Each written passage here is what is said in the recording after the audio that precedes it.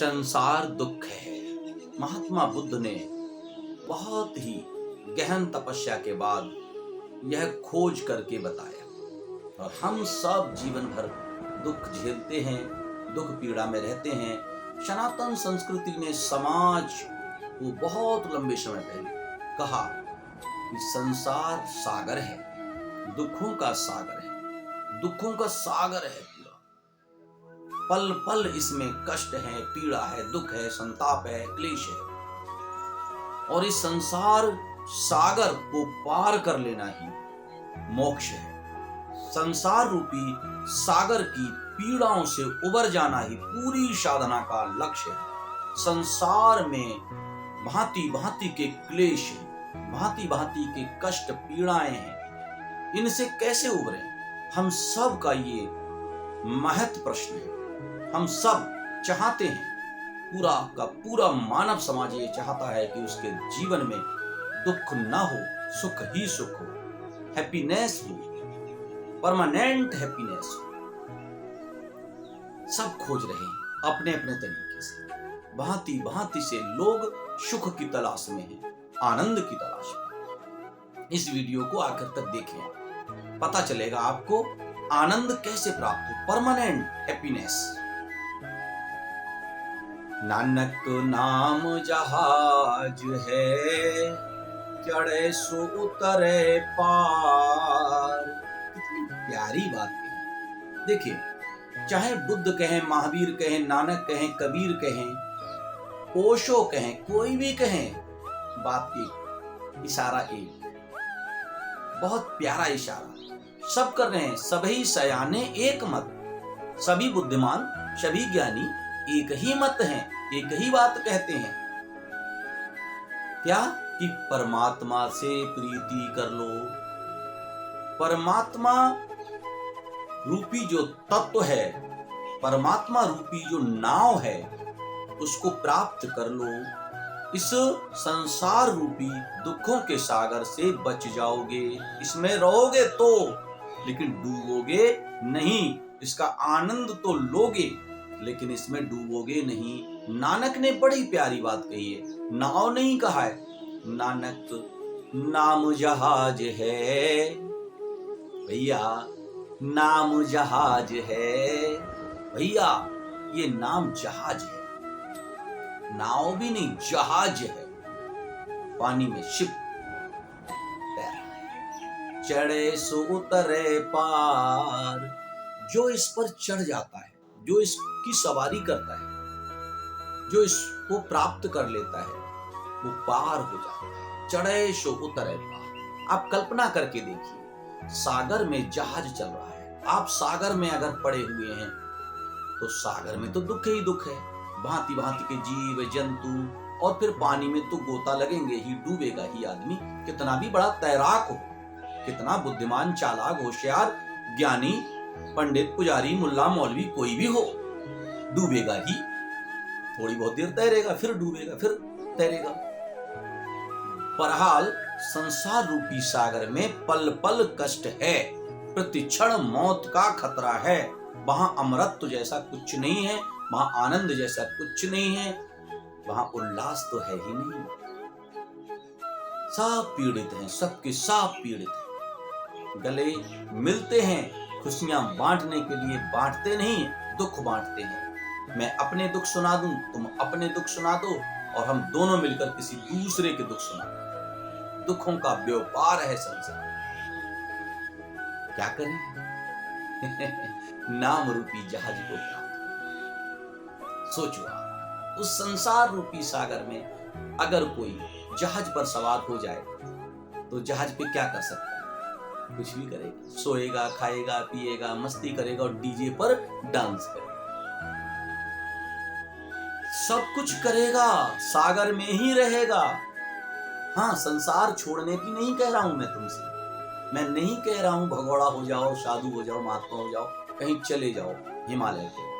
हमारे पूरे के पूरे वीडियोस में हमारा पूरा का पूरा विचार स्वयं का यही कहता है। हमारी पूरी चेतना, हमारा पूरी देशना यह कहती है, संसार में कमलवत रहो, रहकर उसका आनंद भी लो और उससे मुक्त भी रहो। डूबो मत उसमें, गोते मत मारो उसमें। निश्चिंतता का जीवन जियो, नाम रूपी जहाज को प्राप्त करें। नाम रूपी जहाज ये क्या है? नाम है परमात्मा का ही कोई नाम, ईश्वर का कोई भी नाम जो आपको आपके सद्गुरुदेव से मिलता है। आपको सद्गुरुदेव से जो भी नाम मिला है वे सभी नाम परमात्मा के ही हैं।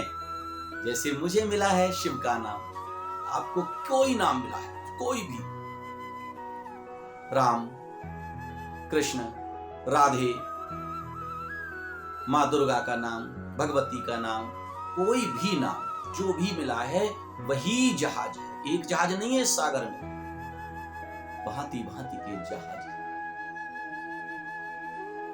बुद्ध की देशना हो, चाहे महावीर की, चाहे कबीर की, कोई भी विचार, कोई भी ध्यान विधि, कोई भी बीज मंत्र, उसे अपना लो। जानते हो आप, सुन लेते हो, गुरुजी या कोई वाचक आपको बता देते हैं ऐसा कर लो, हाँ बहुत अच्छा, करते नहीं, करो।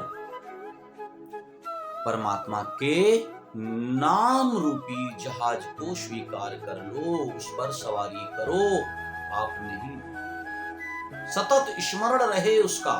स्मरण क्या? उस पर सवारी करनी होगी, यानी हर क्षण उसके साथ रहना है। चाहते तो हैं, होता नहीं। करना तो चाहते हैं, दिन में 2-4 बार लेते हैं नाम प्रभु का, फिर वही संसार में। बहुत प्यारी बात कही संतों ने, कबीरदास जी को भी इसमें जोड़ूंगा एक लाइन, बहुत प्यारी।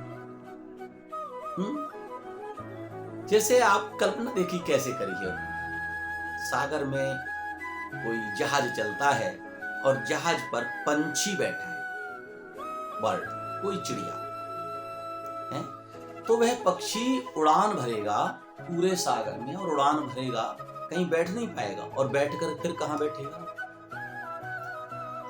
जहाज में।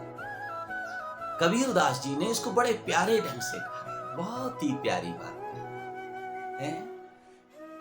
मेरो मन अनत कहाँ सुख पावे, मेरो मन अनत कहाँ सुख पावे, जैसे उड़ जहाज को पंछी उन जहाज पे आवे, जैसे उड़ जहाज को पंछी उन जहाज पे आवे, मेरो मन अनत कहाँ सुख पावे। कहीं और सुख मत लो, उड़ान भले ही मन कहीं, मन रूपी पंछी कहीं भी उड़ान भरे, उड़ान भरो, देखो, दृष्टा बनकर देखो, दृष्टा बनकर देखो, खूब उड़ान भरो।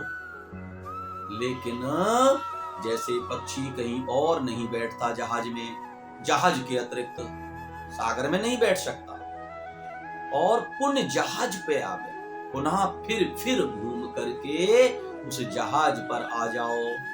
राम नाम रूपी जहाज पर, कृष्ण नाम रूपी जहाज पर, जो भी आपने नाम रूपी जहाज अपना लिया है उसको पकड़ लो, उस पे सवार हो जाओ, और